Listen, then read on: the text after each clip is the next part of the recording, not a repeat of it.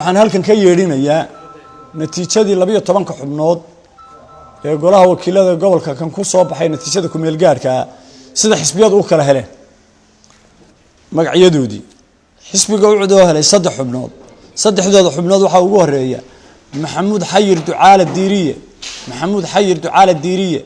waxa ku xiga abakar faarax warsame ayaa ku xiga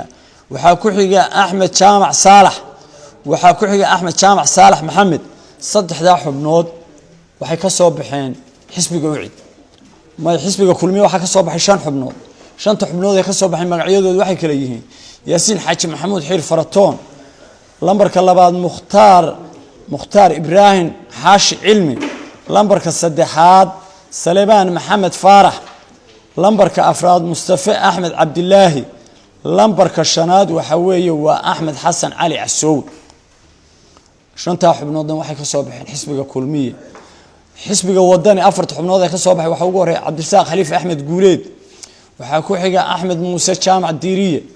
waxa ku xiga bila cabdi ducaale samatar waxa ku xiga qaasin aadan salebaan cali sidaas ay noogu dhamaatay